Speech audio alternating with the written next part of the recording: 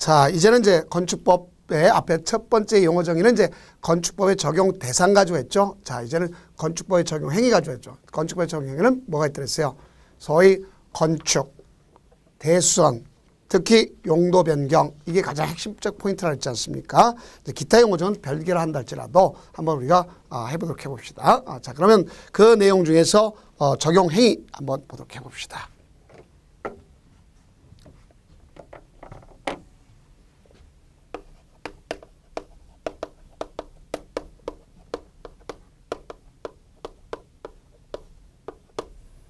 그래서 이 적용 행위인데 적용 행위 중에 대표적인 것이 바로 뭐냐? 건축이란 말이 있죠. 건축은 5가지가 있더랬죠.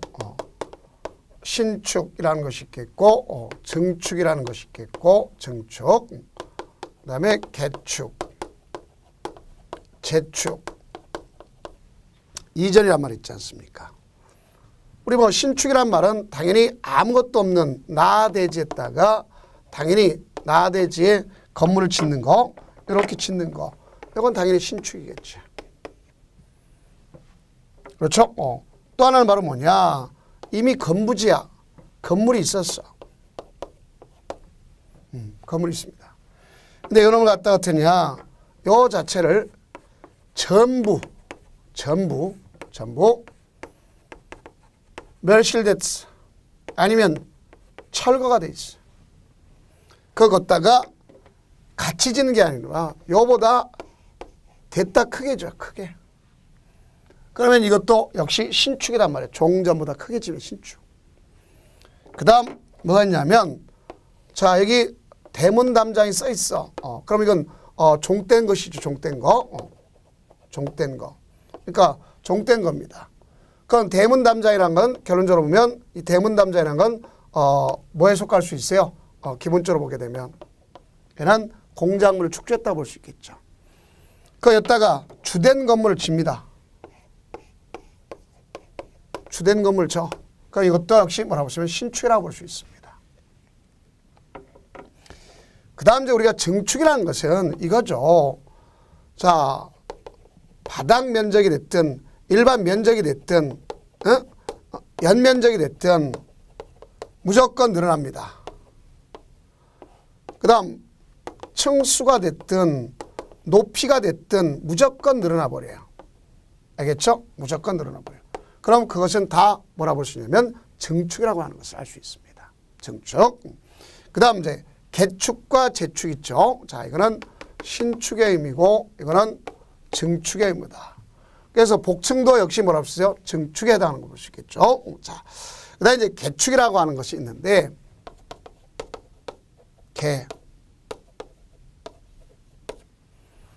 인위로 뜯어 고치는 거죠.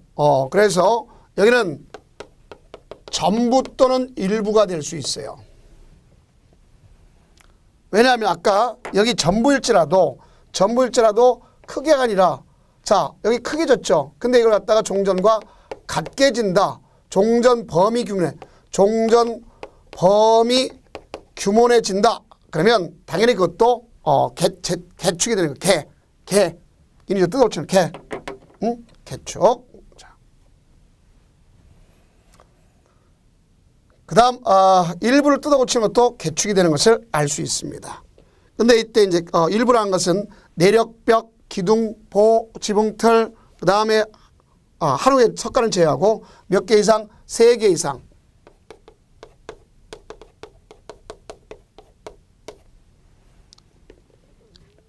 포함해서 철거하고 그 대지에 철거해서 인위적으로 철거한 거죠. 철거하고 종전과 같은 범위 내에서 짓게 되면 그걸 갖다 개축을 한다 볼 수 있겠죠. 그 다음 이제 올해 조심할 것이 바로 입니다. 재축.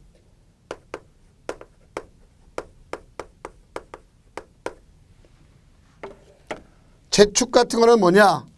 건축물이 천재지변 등에 의해서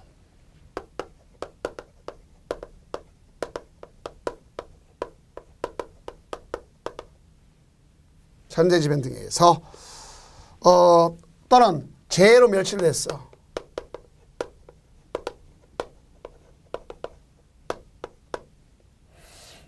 그러면 화재에서 멸실됐고 수해에서 멸실됐어. 자, 이렇게 해서 멸시를 했는데, 자, 이걸 갖다 어떻게 할 거냐? 두 가지 요건을 갖춰야 되겠죠. 첫째는 연면적 합계가 종전 규모 이하.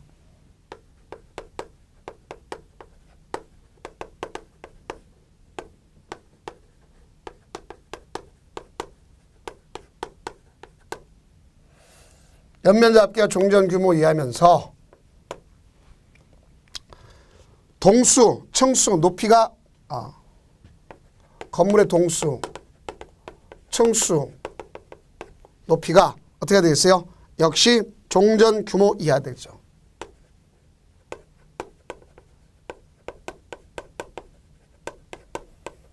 이게 원칙이란 말이에요.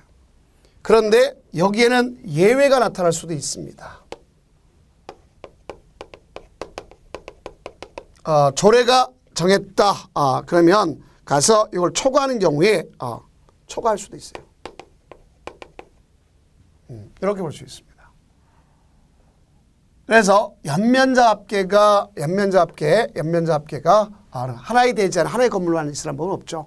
그렇죠? 종전 규모와 같아야 된다. 이렇게 볼 수 있습니다. 그러면 이런 경우를 볼 수 있겠고, 그래서 동수, 총수가 같아야 된다. 근데 또 조례에서 초과할 수도 있다. 이렇게 볼 수 있겠죠. 그러면 만약에 이제 예를 들어서 이런 경우를 예를 들어 봅시다.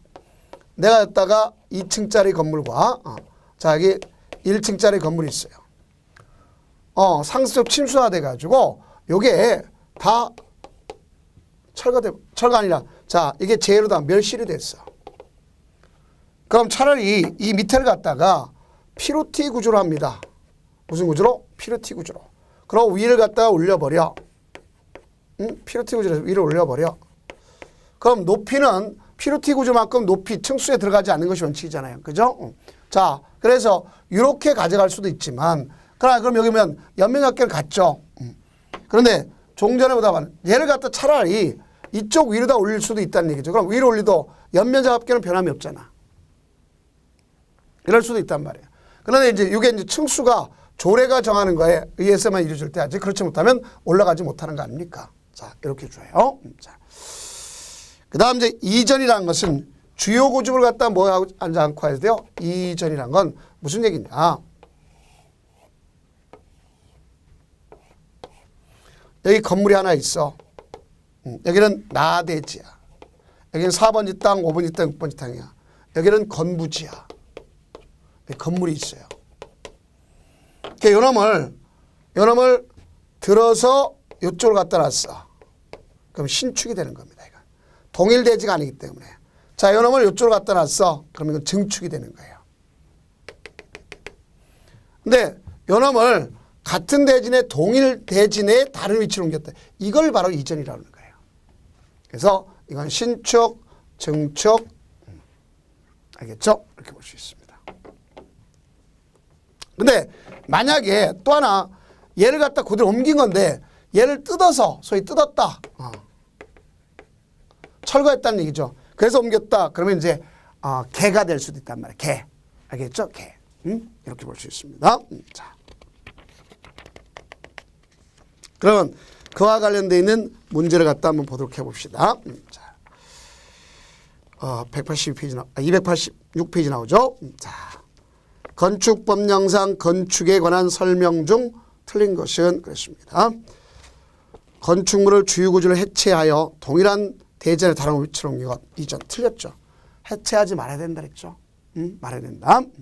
나 2번 기존 건축물이 있는 대지 안에 건축의 높이를 증가 증축. 기존 건축의 대지 안에 건축물의 층수를 증가시켜서 증축. 건축물이 재해로 멸실된 경우 그 대지 안에 종전 규모만을 다시 축조하는 것은 재축.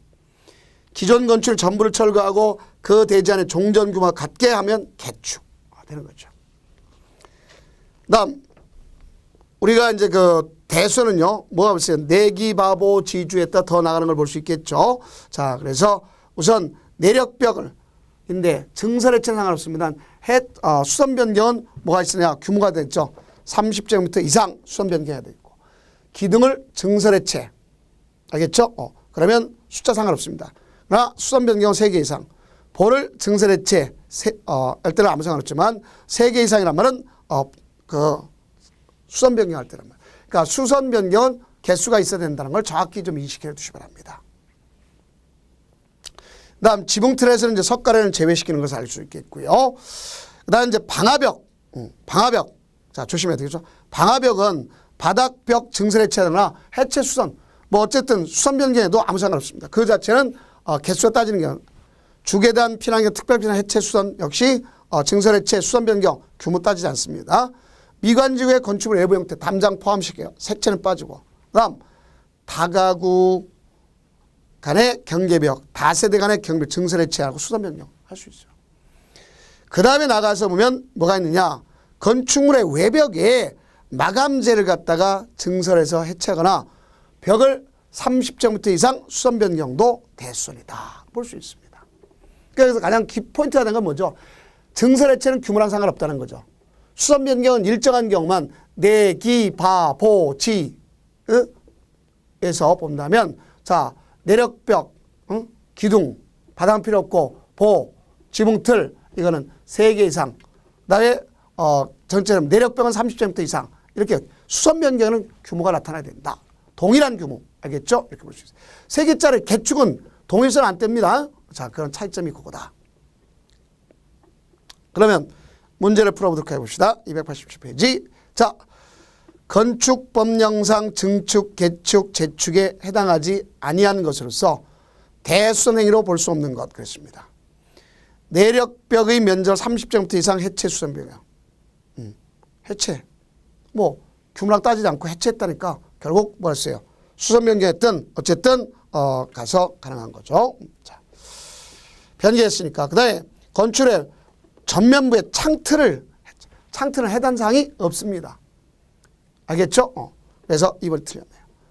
미관지구 안에 건축물의 담장을 변경하는 게 되겠죠. 건축물의 방화벽을 위한 바닥, 벽을 해체해서 수선 변경 되겠죠. 그 다음 다세대 주택의 세대 간의 주요 구조부의 경계벽을 수선한다. 되겠죠. 자, 됩니다. 다음은 이제 뭐냐? 용도 변경이 있지 않습니까? 무슨 변경? 용도 변경.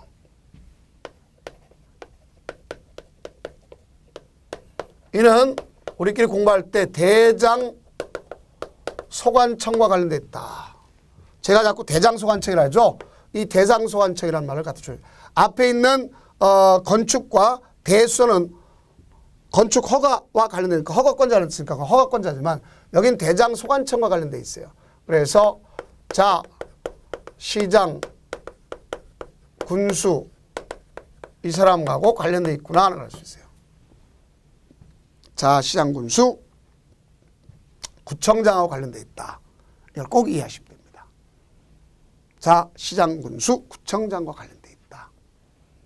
알겠죠? 이걸 꼭 우리가 포인트로 잡아줘야 되는 것이 바로 이 핵심이다 볼 수 있어요. 그러면 여기에 용도군이 있습니다. 소위 우리가 왔을 때 그 시설군이라고 할 수 있는 자 시설군이 있어요. 시설군하고 거기 나타나는 용도군이 있단 말이야. 소위 우리가 갔을 때. 자 그러면 앞에 있는 걸 묶어서 시설군이라고 뒤에 있는 건 용도군이라고 볼 수 있죠. 용도. 자 그러면 이거는 이렇게 생각해. 자산 전문가돼서 영육 근거기. 자산 전문 영육 근거기. 자산 전문가 돼서 애들 기를 때 근거기를 마련하라. 이렇게 볼 수 있습니다. 그러니까 이건 자동차 관련 시설이죠. 산업 등 시설은 가장 높습니다. 많습니다. 가장 높은 데가 이것이고요. 가장 낮은 데가 그 밖의 시설입니다. 그럼 그 밖의 시설은 동식물 관련 시설을 볼 수 있어요.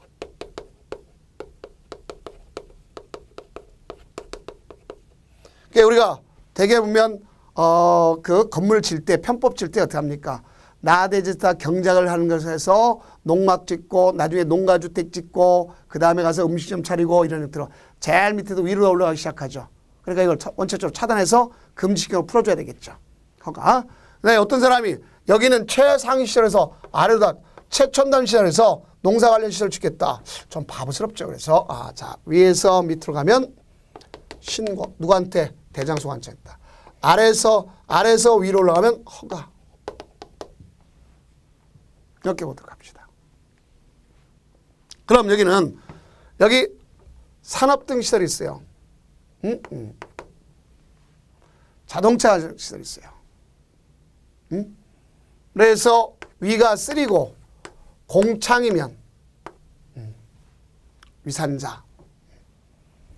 위가 3고 공창이면 묘지로 운반해서 장례칠 운수다. 자, 자원순환, 위험물, 공장, 창고, 묘지, 운수시설, 장례시설. 그 다음 전기는 방전되는 거죠. 전기는 방송, 통신, 발전시설. 문화집회시설은 때그렇이 모이는 거죠. 그래서 모인다. 문종이 낙관을 찍어주면 문중에 낙관 찍으면 때그렇이 모입니다. 문화집회시설, 종교시설, 위락시설, 관광휴게시설. 그 다음 영업시설이 있습니다. 영업시설은요. 자, 판매가 운명이요 숙명의 고통이다. 그래 볼 수 있습니다. 여기는 이다른 건 이종근생 중에 다중생활시설이 있는 거예요. 그래서 판매시설, 운동시설, 숙박시설, 이종근생으로서 다중생활에서 500제곱미터 미만이면 바람이 500제곱미터 미만 다중생활시설이죠. 그중에 다중생활 중에서 500제곱미터 넘으면 숙박시설이 되는 거죠. 그 다음 여기 교육연구시설이 있어요. 그러니까 교육복지시설이죠. 여기면 우리가 자 이게 봅시다. 여기 교육복지시설은요. 자 이게 있죠. 의료시설이 있어요. 의리도 없는 노교수야 이렇게 하면 의리도 없는 노교수야. 의리 없는 노교수야. 의료시설, 노유자시설, 교육시설, 수련시설, 야영장시설.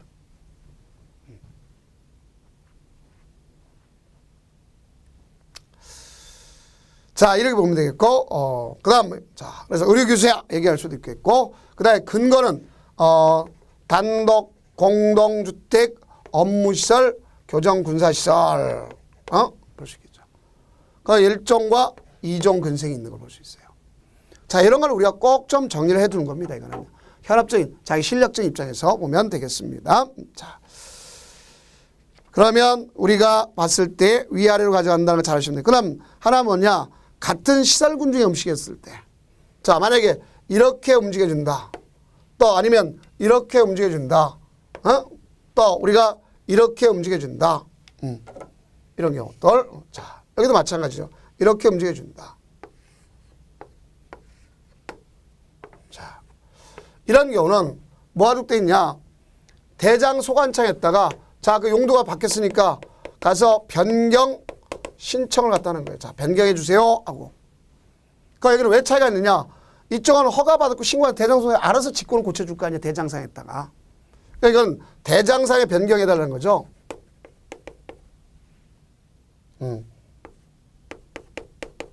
대장상에 변경해 주세요 이런 얘기입니다. 대장에다 변경해달라 이렇게 얘기하는 겁니다. 자, 이게 바로 여기다. 그런데 우리가 안 되는 경우 있어요. 같은 호안에 있는 거. 자, 같은 호안에 있다는 건 이런 거죠. 자, 여기 단독은 몇 가지가 있어요? 같은 호안에 4가지가 있죠. 공동 몇 가지가 있어요? 4가지가 있죠. 이렇게 각각 호안에 있는 건 안 된단 말이에요. 또 1종과 2종 근생 사이 중에 자, 보실 거 있습니다. 자, 우리가 그 용도 1종, 2종 상호안의 변경은 그렇지 않는다. 다만 단란하게 안마받고 노래하고 다시 생각한 예외다. 이렇게 보시면 되겠습니다. 그 다음에 이제 이렇게 봤으면 이건 건축 허가나 마찬가지죠. 원래 건물을 철거하고 새로 짓는 건 마찬가지야 되는데 그렇지 않으니까 뭐 할 거냐. 가서 사용 승인 받아라. 아니면 설계 가져와라. 이런 말 할 수 있죠. 설계는 허가 대상만 바닥 면적이 500제곱미터 이상이면 설계 가져와라. 이렇게 할 수 있고 바닥 면적 100제곱미터 허가나 신고나 사용 승인 받아라. 그러나 500제곱미터까지 대수를 수반하지 않았어. 그러면 사용 승인 받으라고 얘기할 필요가 없는 것이다. 이렇게 볼 수 있습니다. 그 이와 관련된 문제를 갖다 한번 풀어보시면 되겠네요. 자, 기출체크 봅시다. 건축법령상 사용 승인을 받은 건축물의 용도 변경이 신고 대상인 경우만을 모두 그런 것 그랬습니다. 자, 신고는 위에서 아래로 내려가는 신고죠. 자, 판매 시설 어디 있습니까? 여기죠. 그걸 갖다가 창고 시설 위로 올라갔네요. 허가네요. 안 되죠. 숙박 시설이 여기 있죠.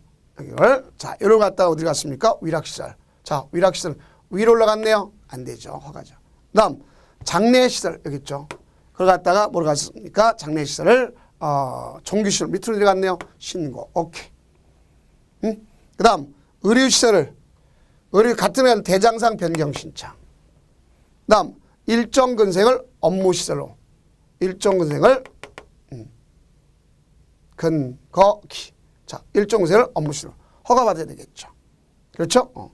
그러면 자, 우리가 보면 의료 시설, 교육 시설을 가져가는 걸 볼 수 있겠는데요. 자, 그러면 여기 관점에 보면 자, 어떻게 볼 수 있어요? 우리가 가져가는 것 중에 조심할 내용이 있다면 신고하는 거죠. 위에서 아래로 가져가는 거죠. 자, 그래서 거기면 1번은 기억은 당연히 뭐라 했어요? 위로 하니까 허가. 그렇죠? 그다음 니은은 뭐가 됐습니까? 허가. 그다음 디귿이 뭐가 되죠? 신고 되는 겁니다. 신고. 그다음 이제 그 밑에는 그 미음 자체는요. 미음 자체는 자, 이게 좀 잘못됐습니다. 자, 업무. 자, 여기 보세요. 일종에도 업무를 하면 안 되죠. 그래서 이건 거꾸로 업무에서 일종 근세로 갔어야 된다 이렇게 했는데 요 자체가 좀 예제가 잘못됐습니다. 문제 예제가. 자, 그럼 다시 한번 여러분 정리해 주세요. 자, 그래서 요 예제가 잘못됐다 이렇게 하시면 됩니다. 만약에 업무실에서 일종 근세가 났다 그러면 그때는 신고 대상이 되는 거죠. 그래서 그렇게 좀 정리를 해 주세요. 그다음 이제 기타의 용어 정의가 있습니다. 우리가 이제 기타의 용어 정의가 있는데 건축주란 말이 있고 설계자, 시공자, 감리자가 있겠고 그다음에 이번에 새로 드는 사람들 있죠. 제조업자. 제조업자라는 것은 우리가 이 건축물의 건축, 대선, 용도변, 설계, 이러한 건축 설비, 설치, 공작물에 축조할 때 건축자재를 제조하는 사람을 뭐라 해요? 제조업자. 그다음 걷다가 건축자를 판매하거나 유통시킨 사람을 유통업자라고, 납품한 사람을 유통업자라고 합니다. 그다음 이제 주요 구조이죠. 주요 구조 우리끼리 뭐라 했어요? 내기, 바보, 지주 이렇게 외웠죠. 내력벽, 기둥, 바닥, 보, 지붕틀, 주계단 이렇게 하면 된대요. 그러나 안 되는 것이 있죠. 사익기둥, 최하층. 최하층은 바닥 땅과 제일 맞은 바닥을 갖다 얘기하는 겁니다. 자, 그다음에 작은 보, 그다음 차양, 또 옥외계단 이런 것은 해당하지 않는다. 그다음에 이제 우리가 지하층이라는 말이 있겠죠. 지하층은 지표노터. 자, 이렇게 볼 수 있겠죠. 지하층이라는 말은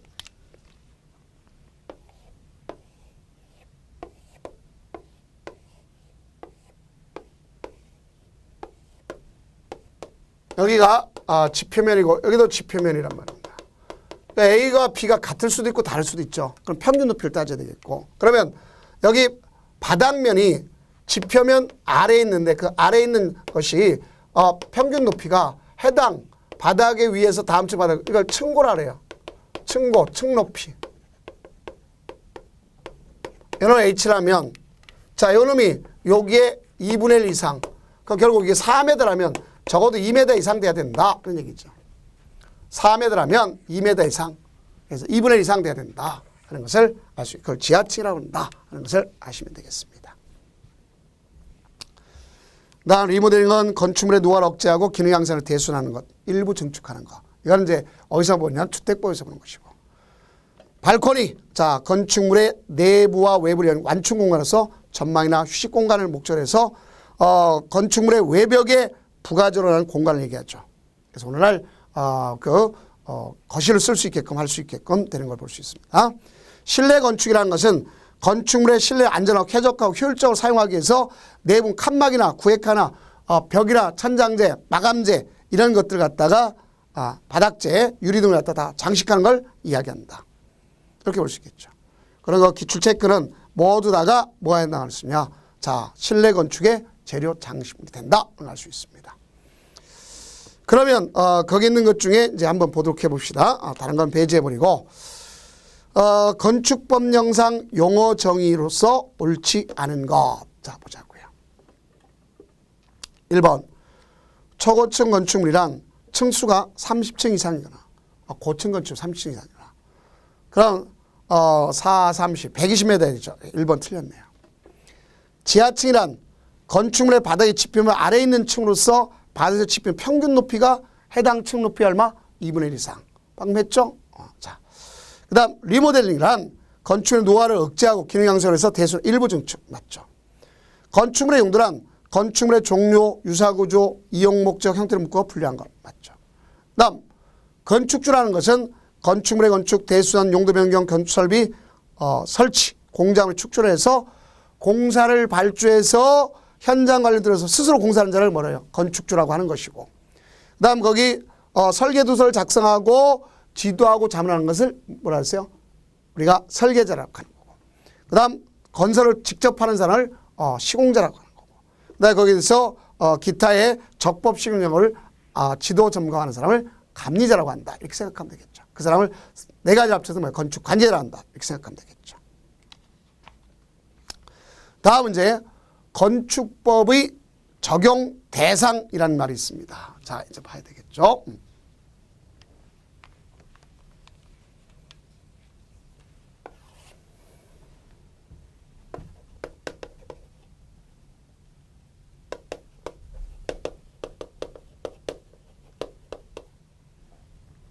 건축법의 이제 적용 범위 하는 게 더 낫겠죠. 건축법을 갖다 적용한다는 얘기인데요.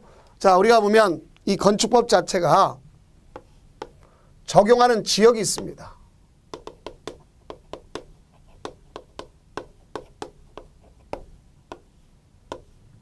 건축법이 전면 적용하는 지역이 있단 말이에요.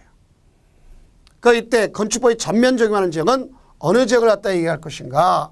그러면 개발이 되면 소위 우리끼리 개발이 되면 전면 적용할 수 있다 생각하면 되겠죠. 그럼 이 중에서 개발이 됐다 할 때 우리가 주의할 내용은 일단은 도시역은 개발이죠. 그럼 자 봅시다. 도시역 외에 관리지역, 농림지역, 자연 환경 보전 지역 그렇습니다. 그 여기 보면 이 관리 지역이라는 농림지역이나 자연환경 보전 지역인데 자, 이 지역 자체는요. 원래는 개발이 아니지 않습니까? 그 원칙적으로는 여기만 적용하는 게 원칙이고 여긴 적용받지 않는 게 원칙이에요. 근데 왜 제가 세모 표시를 했냐? 여기인데 이 말이 들어갔단 말이에요. 지구단위 계획구역자가 들어갔다. 지구단위 계획구역. 그러면 전면 적용된단 말이에요. 그 다음 행정구로서 동읍. 자, 이거 읍이지만 읍 같은 데는 이제 저 아랫역 내려가면 노아읍 같은 데가 있어요. 그 서민도 있잖아요. 섬. 그렇죠? 그럼 그 섬의 경우는 가서 인구가 500인 이상이어야 적용받는구나. 섬의 경우는. 그러니까 이런 지역은 전면 적용받는 거죠. 그럼 이 지역 외의 지역이 있단 말이에요. 이 전면 받는 건 그러면 일부 적용받는다는 얘기죠.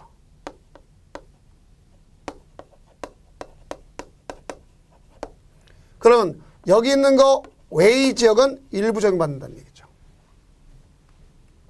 그럼 거기서 반대로 해석하면 적용 배제 규정이 있다는 얘기죠. 적용받지 않는 규정이 있다는 얘기죠. 그러면 적용 배제 규정이 있다는 건 우리가 어떻게 공부하면 되느냐? 이런 말도 암기해도 돼요. 대도는 건방대지. 이렇게 하면 돼요. 대도는 건방대지.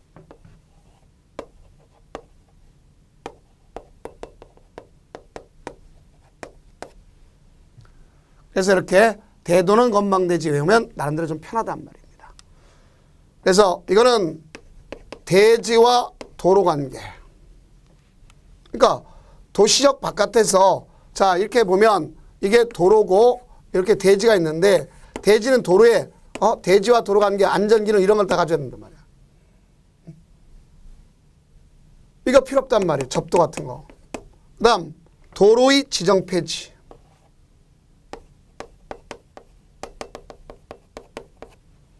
허가권자가 도를 지정표시하는데 이 도는 도시역 안에만 허가권자가 지정하는 원칙을 한단 말이야. 그 다음 건축선에 의한 건축 제한. 건축선. 도로와 대지가 만나는 선이 건축선이잖아요. 그 다음 방화지구 안의 건축 제한. 그 다음 대지 분할 제한.